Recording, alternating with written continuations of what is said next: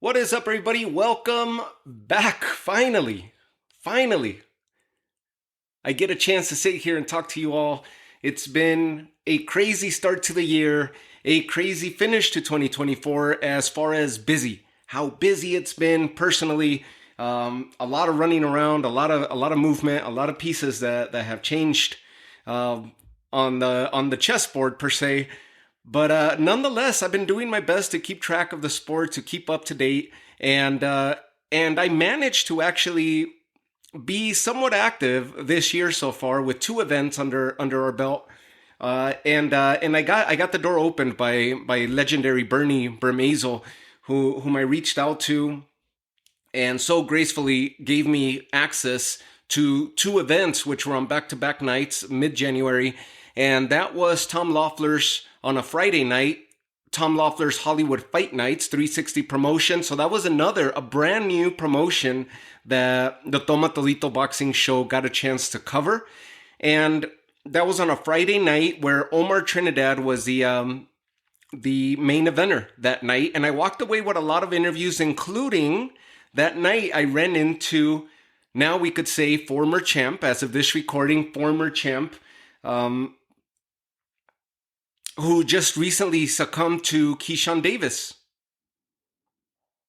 Dennis Baranchik, I ran into him as he was walking around, and it was a who's who, you name it, that were walking around that night. Ryan Garcia, Teofimo Lopez, and I tried to catch up to him, but of course the media was all over him, and bigger names than our show, of course, so we don't get the direct access.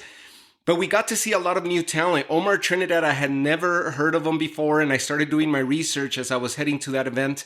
And he is basically knocking on the door of any and all champions in the featherweight division.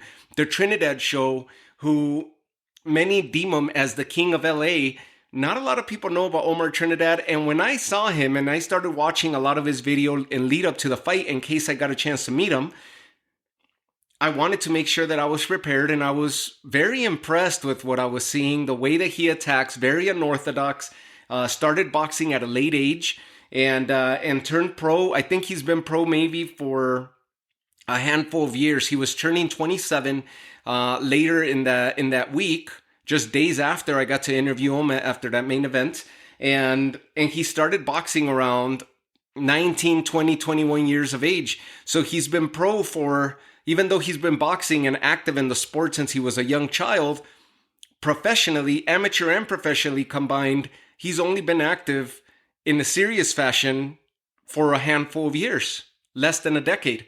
And he's already knocking on the door of any and all champions. He's the WBC mandatory. At that time, when I interviewed him, we were weeks away from the Brandon Figueroa-Stephen Fulton matchup, the rematch in a new division. If you guys remember, Fulton dethroned. That was a big unification bout between Fulton and Figueroa at 122. Fulton got the decision, lifts the title, and becomes unified at 122, which down the line he would end up relinquishing those titles at the hands of Naoya Inoue, or surrendering those titles at the hands of Naoya Inoue when Inoue moved up from 118 to 122 en route to become the undisputed king of that division. Fulton took his talents to 126, took some time off, got his feet wet at 126, and if you remember the two championships that he managed to get at 122, the first title was over Angelo Leo, the second one by defeating Brandon Figueroa. He now comes to a new division, and Brandon Figueroa was elevated as Vargas has been placed as the champion in recess by the WBC. Ray Vargas, who's been fairly inactive as a champion. Brandon Figueroa, we haven't seen Ray Vargas since that crazy showdown he had with Nick Ball, where it ended up being called a draw. Many felt that Nick Ball did enough to have won that fight and become champion. Nick Ball later on goes on to become champion, and he's a current champ one of the current champs at 126. Angelo Leo, now a champion by defeating Venado Lopez. And Fulton, by now defeating Brandon Figueroa, who was elevated as a full version champion at 126 by the WBC, had this matchup present itself against a former foe, and Fulton comes away with the decision, lifting the title from Brandon Figueroa once again. And so there's been a lot of movement since I last talked to you guys, and that's just a little tidbit, right? Omar Trinidad, who was the main eventer on that Friday night that I got to cover, is now knocking on the door as a mandatory for Stephen Fulton. However, Divino Espinosa doesn't have an opponent at that time. Brandon Figueroa, dance partner with Stephen Fulton. Angelo Leo has a matchup coming up in March, I believe, late March. And so he's going to be active, going to Japan, defending his title. And Nick Ball is going to be fighting former Inoue opponent TJ Doheny as well, which is already scheduled for March, maybe April. Can't recall the exact date. So the only one left without a dance partner at that time was Divino Espinosa, and I got to interview him on that night as well. If you didn't get a chance to check out those interviews, please visit the YouTube channel where I have the full version of the interviews. My Instagram page usually is more guided towards letting you know that the new episodes are up. And then I'll put the reels, short version reels of the full length interviews that I post on the YouTube page, and also the podcast. Well, you know where to find me. If you've been following this show for a while, you know we're on Spotify and Amazon Music, iHeartRadio, Apple, you name it. And of course, now I've uploaded the entire catalog on YouTube as well. So you'll see these episodes popping up there. Please engage with me. Please leave me comments. Those of you that have been leaving me comments, I love it. I've been engaging with you guys. I either love your comments or like your comments or reply to your comments, depending on what it is. And it keeps me driven and it keeps me humble, especially when you guys share the opinion, and I want to hear from you guys. So with that said, the one episode that I mentioned that night as I was trying to record a live podcast, I managed to get one episode out. And then I got busy with doing interviews, and please go check those out. Right Hook Roxy, Iana Verduzco, I finally got a chance to meet her. If you guys remember, she turned pro, very decorated amateur, I believe 17 national titles. I may be missing a few or maybe over exaggerating, but she had a handful of national titles, more than a handful. And standout amateur, ended up making her debut with Golden Boy and has now since transferred over to 360 Promotions. She is an exciting fighter, and if you guys know anything about women's boxing, you know that they move up a lot faster because the fields are a lot slimmer in each division. So they could get themselves into a title contention or a big title fight by having a handful of victories and attracting some attention. It's more of a marketability type thing. Iana Verduzco is very, very marketable and good-looking young woman with a lot of talent and a great team around her. She is the daughter of Coach Gloria Alvarado, Coach G. And you last saw, Coach G from the back and forth that she had with Seniesa Estrada in that big matchup with Seniesa and Yocasta Valle. She was cornering Yocasta Valle. They have since parted ways. She's also the coach of Alan Garcia, Kid Kansas, and amongst a few. I mean, she has a stable of 4, and I got a chance to interview her as well. It got a little uncomfortable, maybe for Coach G, and I didn't mean to make it uncomfortable, but I was trying to get to the stuff that, because I don't run into a lot of these coaches and athletes as much as I would like to. So a lot of these questions linger in my head that when I get a chance to speak to certain personalities, I want to be able to cover everything and encompass everything. And so some of those questions about Seniesa and Yocasta may have rubbed Coach G the wrong way, but it was not my intention. This was not about gotcha moments or trying to get a reaction out of the coach. It was just trying to cover basically the ground and the landscape of the sport of boxing as it related to Coach G and these other fighters. So definitely that wasn't the intent. You guys could see that it gets a little tense, but nonetheless we kept it going. Very professional, Coach G, and I'm a big admirer of her work. I got a chance to catch up with Kid Kansas that day, and well, you could see. Go check out the interviews, and you could see the handful of interviews that I managed to get that night, and very, very awesome that I got the opportunity to cover not just a new promotion. 2024, we got to cover Top Rank, Matchroom, Golden Boy. And what else did we cut? And 360, oh no, not 360, Del Sol Promotions out in Phoenix, Arizona, which is a smaller boxing promotion that features a lot of the up-and-coming young talent within that area, within the Southeast Arizona, and even the bordering Mexico towns where fighters will make the trip to go compete there. So we got to cover quite a bit. And then to kick off 2025 with 2 new promotions, 360 Promotions, Tom Loeffler on that Friday night. And then I got the door open to me as well the very next night out in Temecula, California, by getting the chance to go cover the BKFC. Dave Feldman's BKFC out in Temecula, California. And that was an awesome event, completely different than boxing. The way that it runs, it's a completely different beast, completely different show. And to my surprise, several people were taken aback that I was there, knowing that I was a boxing channel covering BKFC. To my surprise, the majority of people covering BKFC are MMA media. And bare knuckle, in my opinion, has deep embedded roots with boxing, not MMA. But I could see how it could be an MMA thing because it's kind of like it's definitely standing itself out, and a lot of former MMA fighters that are transitioning over to BKFC, with the exception of the couple big name boxers that are there that were former champions themselves in boxing, of Pedro Angulo, who now competes there, and Austin Trout, who is a current welterweight champ in BKFC. Other than that, you have pretty much a handful of former MMA fighters, and the king of violence himself, Mike Perry, who basically elevated the BKFC into mainstream. Eddie Alvarez, and then you got Conor McGregor's involvement, and what have you. Ben Rothwell, who's now a heavyweight champ.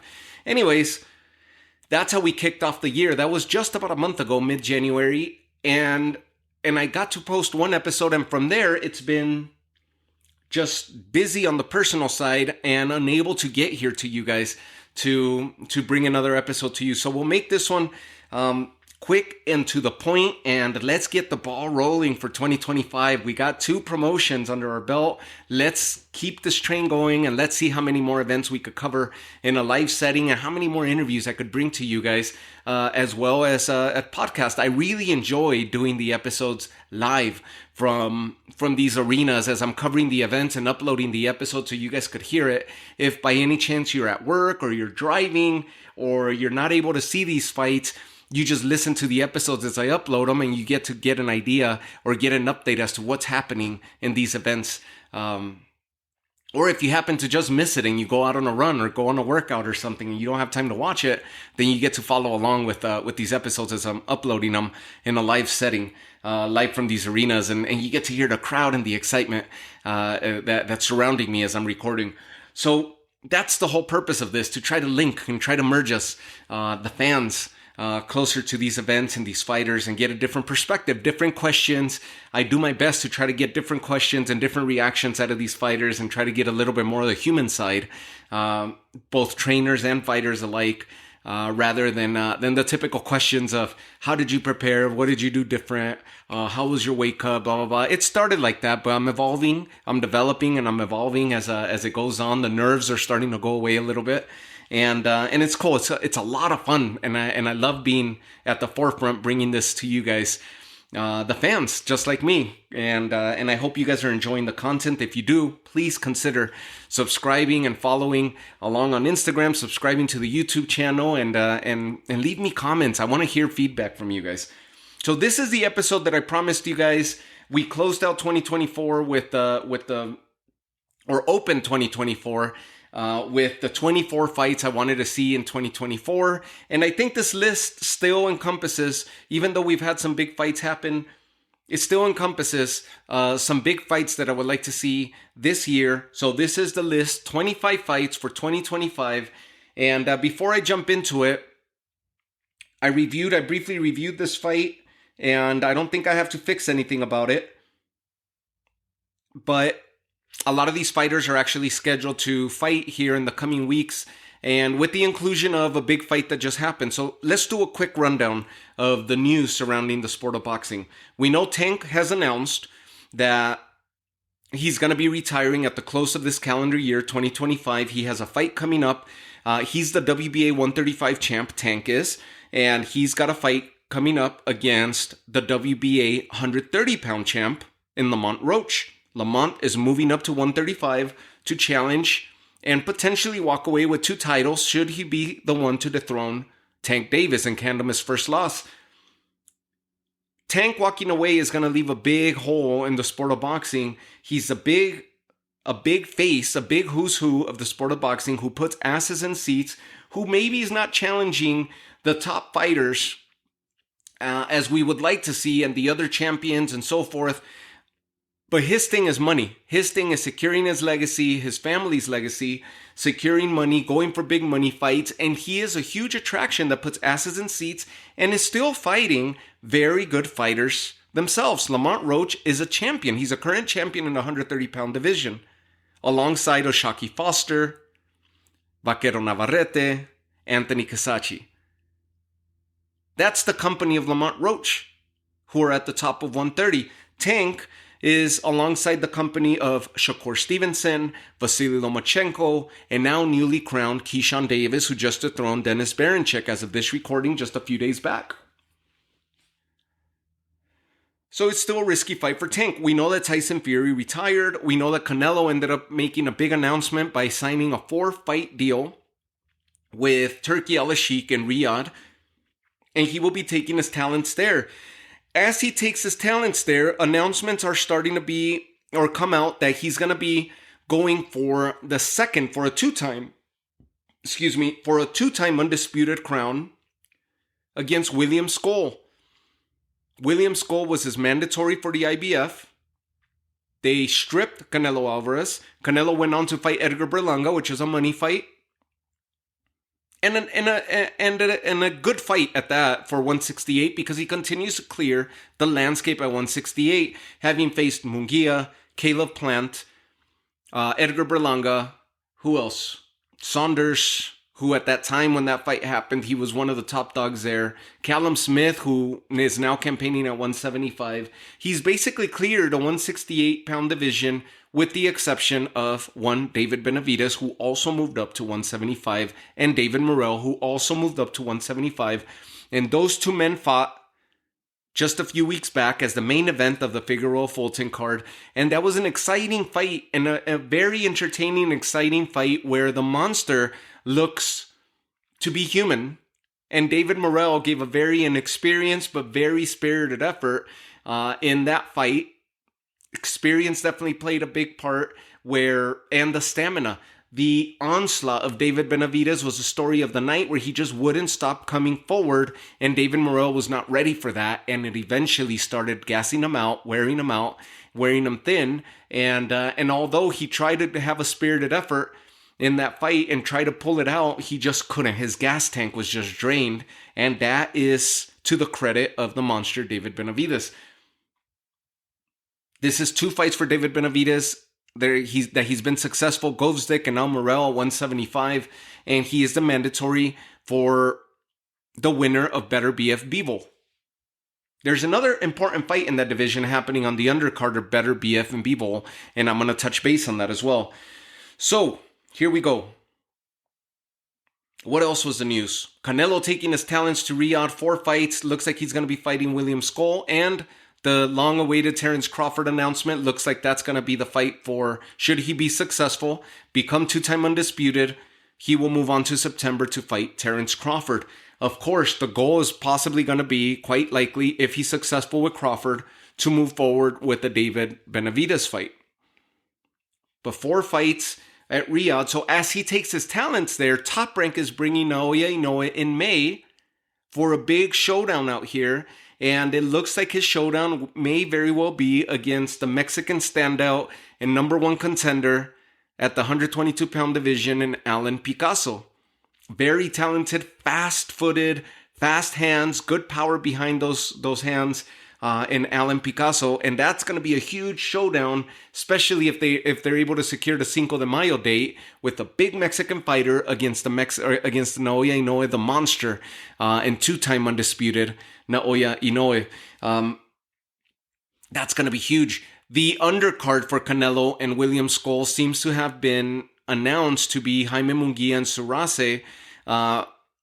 And we know Surase knocked out Jaime Munguia in what was a big shocker to close out 2024. That was the big shocker, the big knockout that nobody expected. And it was Surase who knocking out Jaime Munguia in his homecoming out in Tijuana. So as we continue going down this list, a lot more is going to pop in my head. But those are the big news surrounding the sport. We know that Jermell Charlo never came back as planned. Jermall Charlo still hasn't returned as planned.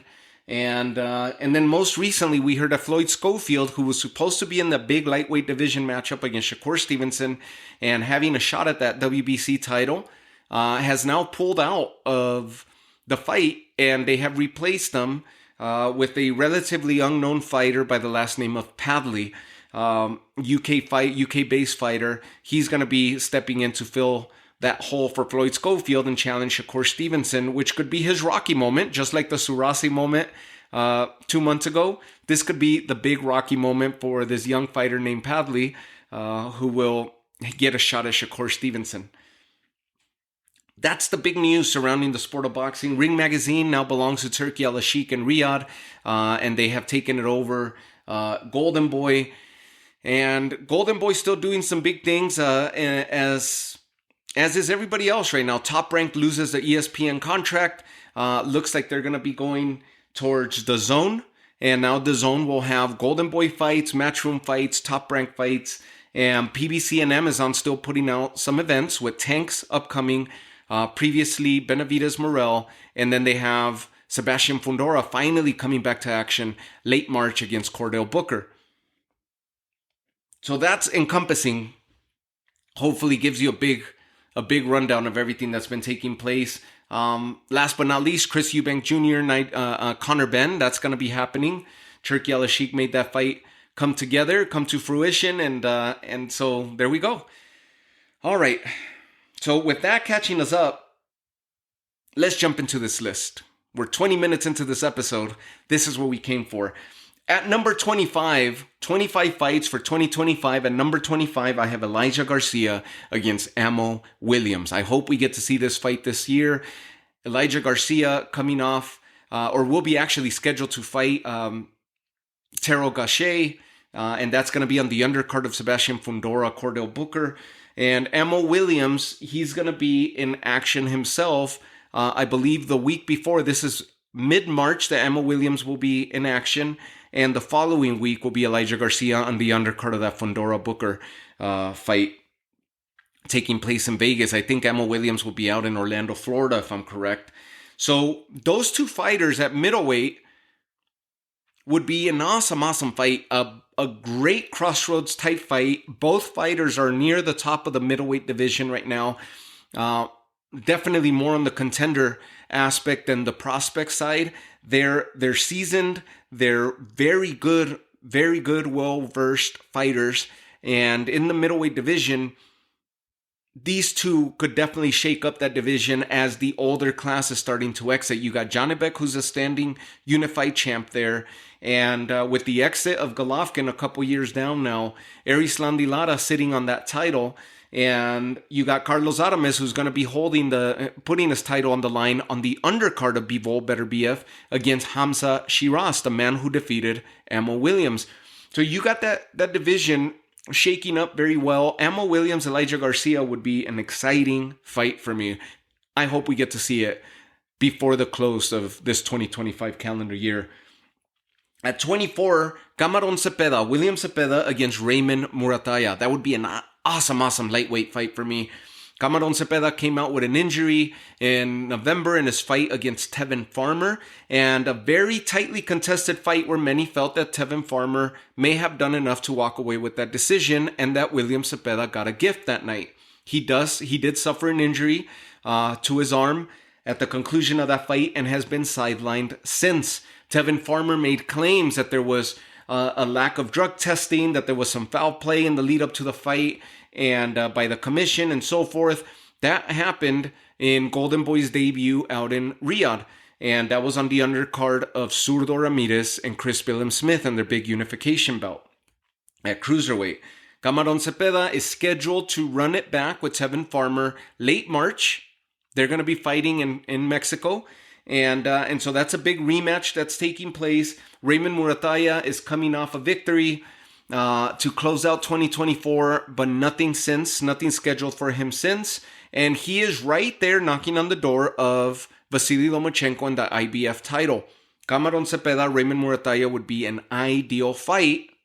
Now that Keyshawn lifted the title from the WBO title from Dennis Berinchik, let's see if Raymond Murataya could get a shot at Keyshawn Davis.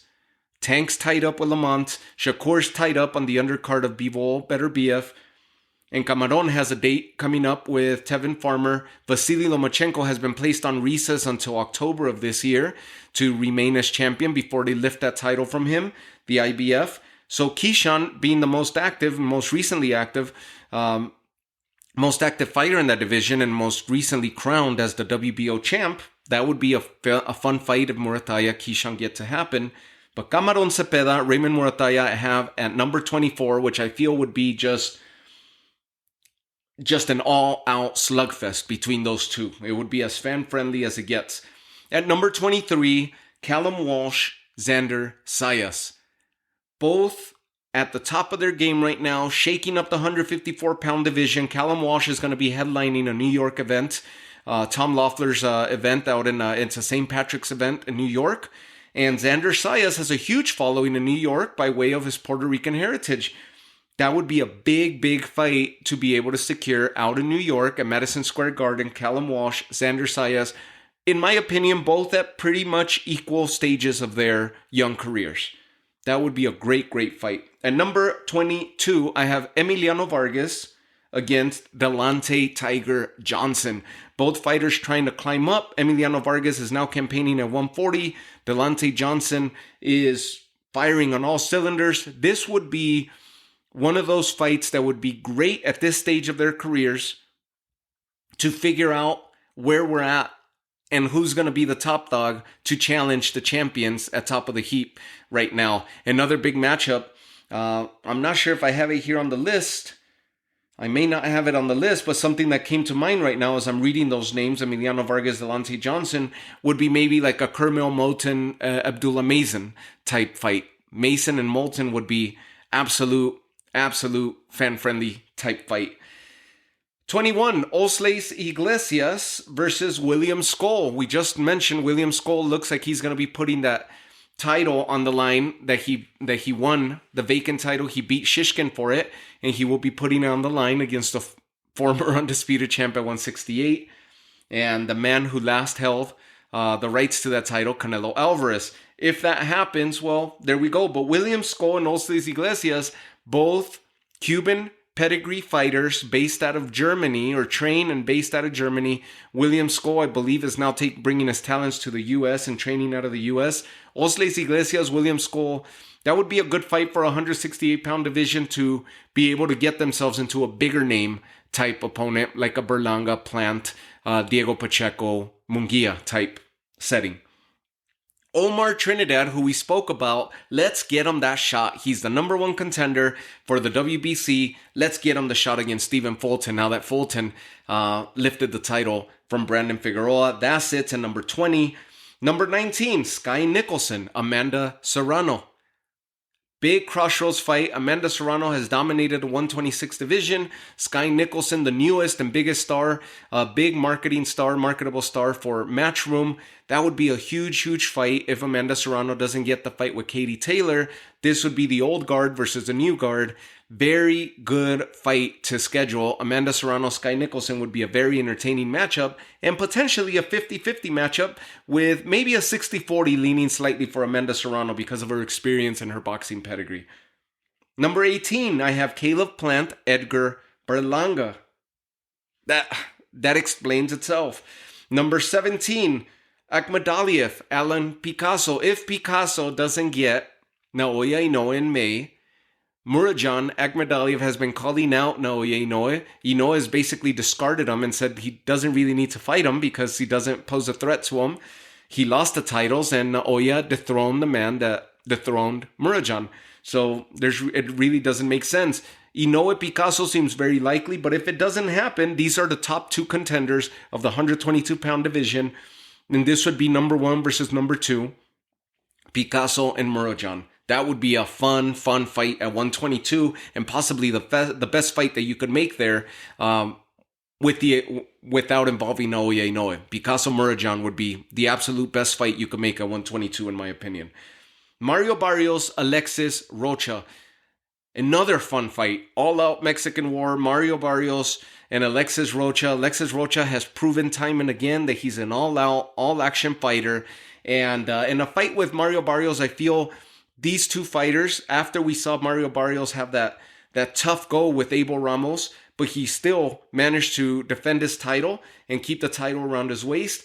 That was as fun of a fight. I feel that it would step up a notch with an Alexis Rocha stepping in the ring, being across the ring from Mario Barrios. Who knows what would happen? That would be a bloodfest guaranteed, and it would be a fun fight, potentially fight of the year. Number 15, Lindolfo Delgado, Tito Mercado. Two highly versed, as high pedigree as it gets, Mexican fighter Lindolfo Delgado and Tito Mercado, who has as much experience in the amateurs and is transitioning effortlessly into the pros with experience and trying to get anybody and everybody. He's a hard-hitting fighter. Both of them are. Hard-hitting Tito Mercado, calling out everybody and getting into back and forths with Shakur's team, Keyshawn's team, calling out Tank, calling out everybody. He wants to smoke. Lindolfo Delgado would be the one to bring the smoke to him. This would be another big fight, kind of like the Barrios Rocha. A 50-50 fight for me. Lindolfo Delgado, Tito Mercado sits at 15 on the list. Venado Lopez, Robesi Ramirez. Both of them lost their titles in a crossroads stage at their 126 careers. If they happen to move up to 130, they could still run into each other. Very, very fun, fan-friendly fight. Venado Lopez, Robesi Ramirez sits at 14. At 13, Oshaki Foster, Vaquero Navarrete. Big unification showdown at 130 pounds. Those of you that know, I caught up to Oshaki Foster in December as he was roaming around the arena, and that was the fight that Vaquero Navarrete ends up cementing, returning back to the 130 and defeating Oscar Valdez in their big rematch fight as Oscar Valdez held the interim title to Vaquero's throne. Vaquero Navarrete discarded Oscar Valdez once again and now sits atop the WBO throne, and potentially as the most dangerous 130-pound fighter in that division, the strongest fighter, the most elusive, Oshaki Foster, who briefly lost his title to Robson Contensal, regained it in the rematch, and now sits with the WBC title as possibly the most elusive, the quickest fighter, and possibly the hardest puzzle out of the four champions between Roach, Oshaki, Kasachi, and Navarrete at 130. Foster Navarrete would be an absolute great unification fight for 130. At 12, I listed Jermell and Tim Tszyu, a fight that should have happened when Jermell was on top of the 154-pound division. That division is stacked with so much talent. If Jermell's going to return, what a way to come back against a former foe, at least verbally. There's some disdain there for both of them. And now that Tim Tszyu suffered that big loss to Sebastian Fundora and then suffered a big loss to, what was the name of the fighter? I can't remember. It wasn't Jukambayev. I can't remember his name, but he basically got discarded and got knocked out. Many felt that he came back too soon, and his name is slipping my mind, but he's one of the 154 champions right now, 154-pound champs. Jermell Charlo, Tim Tszyu would be a great fight for the 154-pound division, and to see where they're at in their careers right now, because there's new talent, like we mentioned earlier, Callum Walsh, Virgil Ortiz, Sanders Sayas, a lot of new talent, and Jesus Mono Ramos, who's now active again and coming for all the smoke. 13, I have David Benavidez against the winner of Joshua Buatsi and Callum Smith. Buatsi Smith is the one that I mentioned. A huge fight for me to keep an eye out on the undercard of Better BF and Bivol. Benavidez has a direct ticket to fight the winner of Better BF and Bivol. But if he doesn't get that shot, just in case Bivol gets the decision or comes away with a shock stoppage of Better BF, you know they're going to shoot for a trilogy. Callum Smith has a loss to Better BF and a loss to Canelo Alvarez. That's it. Benavidez wanted to fight Canelo, never happened. 2 fights into his 175 campaign, success for Benavidez. this would be the fight that makes the most sense. If Buatsi is victorious over Callum Smith, the undefeated Buatsi and David Benavidez would make the most sense for a stay busy fight and the most meaningful fight at 175 in my opinion.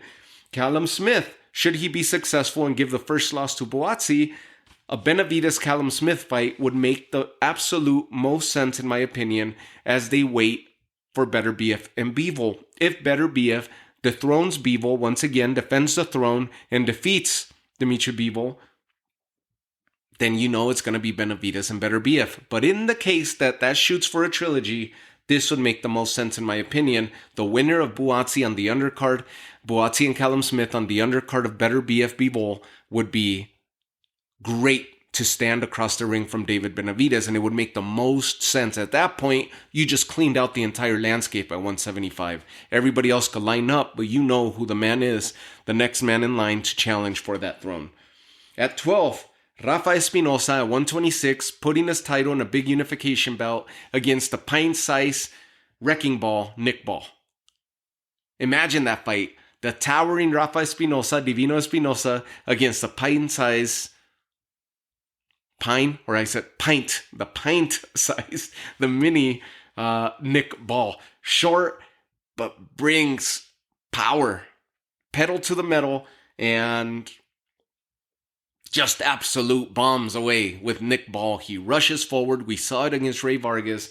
Divino Espinosa, taller than Ray Vargas, longer reach. It would be an absolute crazy fight to witness, to see how these two styles, who would implement the advantage. If it's going to be an inside fight by Nick Ball where he just destroys the body of Divino Espinosa, or if Divino's able to keep him at bay with his reach and just throw bombs down center range, stopping Nick Ball in his tracks. That would be number 12, and it potentially should be a lot higher in the rankings, but I think number 12 is a good setting for him. In that same division, Angelo Leo, should he be successful in his next fight, as he goes to Japan to put his title on the line, I want to see Angelo Leo put his title on the line against Bruce Shushu Carrington. I think that fight would be stylistically, would be an absolute pleasure to watch. Shushu Carrington against Angelo Leo. That one sits for me at number 11. At 10, Katie Taylor and Holly Holm, who has now walked away from her UFC contract, has her sights set on boxing once again, feels that she has about 2 or 3 fights left in her gas tank before she calls it a day, wants to return to boxing because women's boxing was not nearly what it was when she used to campaign in boxing before moving on to MMA. Now that there's stars, now that there's big money to be made, there's a lot broader of a landscape in women's boxing. Holly Holm, who never got to campaign at 135, always campaigned at higher divisions in boxing, but campaigned in MMA at 135, she feels that she could fight Katie Taylor either at 135 for her titles or at 140. That makes sense. That's a legendary fight right there. Katie Taylor, as she's on the back end of her career, nearly retiring, and we got Holly Holm, who has now stepped away from MMA and looking to make a big, big fight. Whether it's Holly and Amanda Serrano or Holly and Katie Taylor, those would be big, big fights. To make Holly Holm, Katie Taylor make sense. Give the title a title shot to the legendary Holly Holm. That would make sense. That one sits at number 10 for me. Junto Nakatani, Naoya Inoue, the 118 champ, the strongest champ at 118 in my opinion, and Nakatani moving up to 122 to challenge the monster. That's going to be an absolute barn burner if it does happen. Whether that's the fight that we get in May or if we get it later on this year, it's going to happen. And everybody's talking about it and the promoters are into it. Bob Arum's going to do his part in trying to make that fight happen. Junto Nakatani, Naoya Inoue sits at 9 on my list. Ryan Garcia, Teofimo Lopez, I hope we get to see that at some point this year. Garcia is going to be in action. And I forget who... Oh, he's going to be fighting Rolly Romero. And then Devin Haney on the same card is going to be fighting Jose Ramirez, former 140-pound champ, now with Golden Boy. He lost the decision to Arnold Barboza. Arnold Barboza actually recently just won the interim shot to fight Teofimo Lopez by defeating Jack Catterall. So Barboza has all the promise. Teofimo doesn't have a dance partner. That might be his next fight, Barboza and Teofimo. Ryan Garcia, should he be successful over Rolly, which everything looks that way, and Devin Haney over Jose Ramirez, then they're going to be slated to fight, and I think that fight's going to happen sometime in April. By September, we're going to get the rematch of Ryan Garcia and Devin Haney, should both be successful. That's what Turkey has announced, and that's what he put together. Great 2 fights, and it would be a great rematch. It's going to take the attention of the boxing world. So Garcia-Haney would be great to see. And maybe a December turnaround where we could see Ryan Garcia, a huge money fight. Ryan Garcia, even bigger than the rematch of Haney Garcia, would be Ryan Garcia, Teofimo Lopez. That sits for me at number 8. And they actually talked.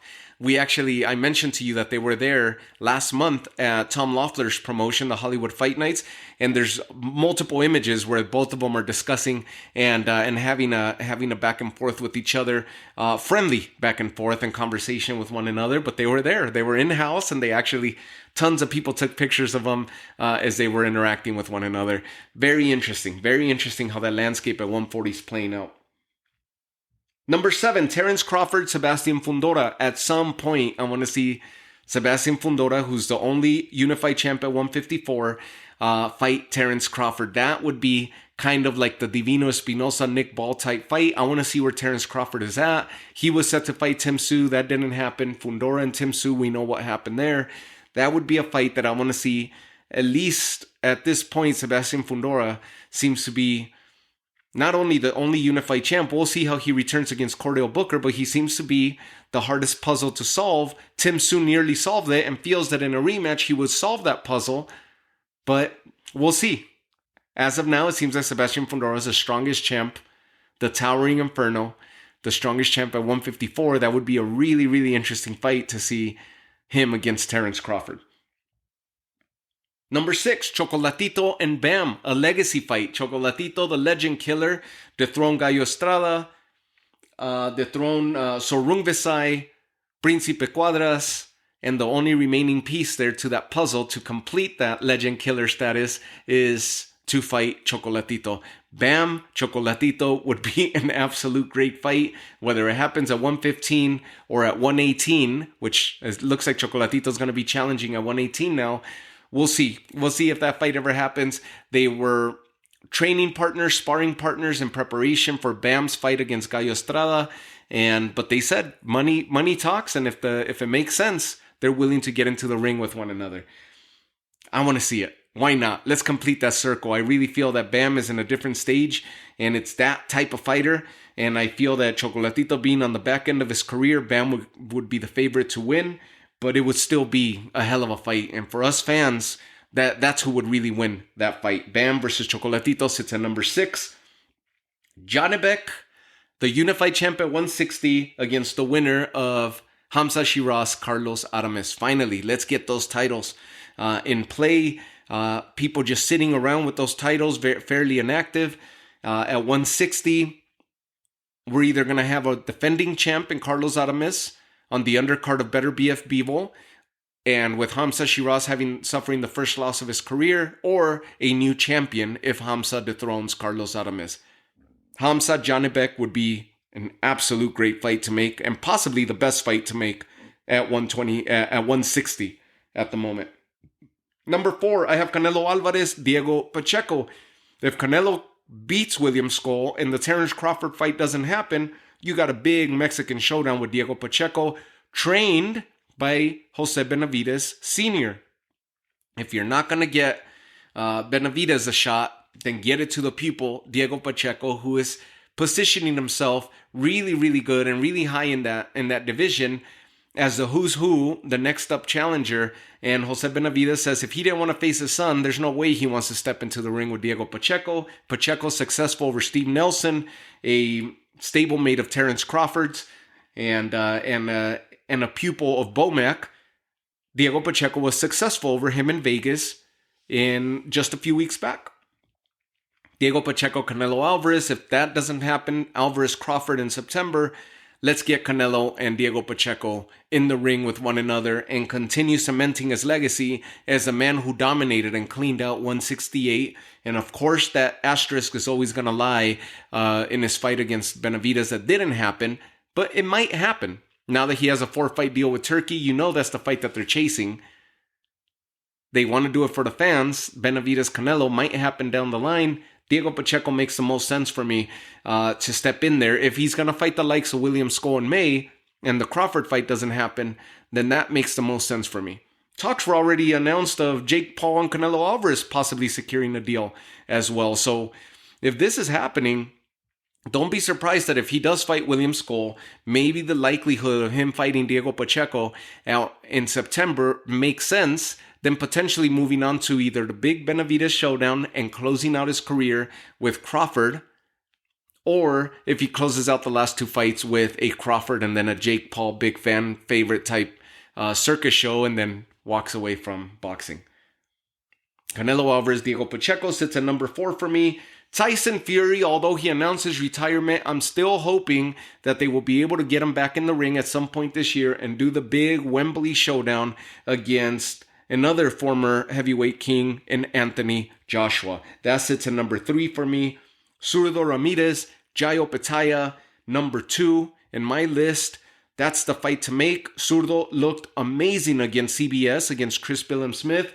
Jairo Pitaya just opened the year against Nika in a homecoming fight, and in a fight where he almost got upset. Slightly trouble for him, where Nika, a former sparring partner of Opetaya, just came to fight, bombs away, catches him on the temple, and nearly spoils a homecoming like we've seen many times before happen in boxing. Nika almost pulled a shocker there by shaking and getting Jairo Pitaya on wobbly legs. Opetaya recovers himself, and as the rounds continue, as the rounds progress, Opetaya puts an end to his former sparring partner and David Nika, and then retains his title. And now he's coming after Zurdo. That sits at number 2 in my list.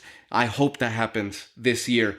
At number 1 on my list, wishful thinking, that's why I have it at number 1, Gervonta Davis, Vasily Lomachenko. Lomachenko in recess. They're holding the title for him until October. Should he decide to retire, well, that disappears. But with Gervonta Davis announcing that he's going to walk away from the sport of boxing at the end of this calendar year, and Vasily Lomachenko in that same stage of walking away, whether he comes back and defends his title, the IBF, or lets it go, should he return, both of them are current champions in the lightweight division. We would have a WBA versus an IBF unification bout, but just the status of the fight between Lomachenko and Gervonta Davis, both fighters looking to step away from the ring, they're fairly close from doing so. It would be a meaningful fight for the sport of boxing and for us, the fans. Gervonta Davis, maybe too late, maybe too little too late in both of their careers, especially on the Lomachenko end. But let's see it before they walk away. Why not? They're still there. As of right now, they're still active. Let's see it. So that's it. That's my 25 for 2025. We're caught up with all the news surrounding the sport of boxing, and this list still is relevant as ever. I hope you enjoyed it. Listen, almost 50 minutes. Time flies when we're having fun and talking about the sport that we love so much. I'll leave you guys with that. I hope you enjoy this episode, and leave me a comment. Which fight would you like for me to have had on this list? And which one should I replace with that you feel that should have made the list that didn't? Some of the fights you might not agree with, some of the fights maybe that I didn't consider or I didn't even think of. But nonetheless, I want to hear from you. Leave me a comment. Let me know which fight you want to see, or give me a list of fights that you want to see on the comments that I'm not even considering, or maybe that slipped my mind. But this is a list. I was very comprehensive about this, and or at least very detailed about putting this list together. I hope you enjoyed it, and I thank you guys for all the support. And let's keep pushing forward for a 2025, a strong 2025. Let's see how many more live events we get to cover this year, and how many more doors we get to open for our podcast. I thank you guys for the support, for all the love, for a continued love. and leave me a comment, leave me a like, and if you find it in your heart to subscribe to the channel, then please do so. I definitely appreciate, and as the channel grows, more doors are sure to continue opening, and we could start breaking into new barriers and new ground for the Tomatolito Boxing Show. Thank you guys. Thank you for tuning in, for accompanying me, and take care of yourselves. I'll catch you on the next episode.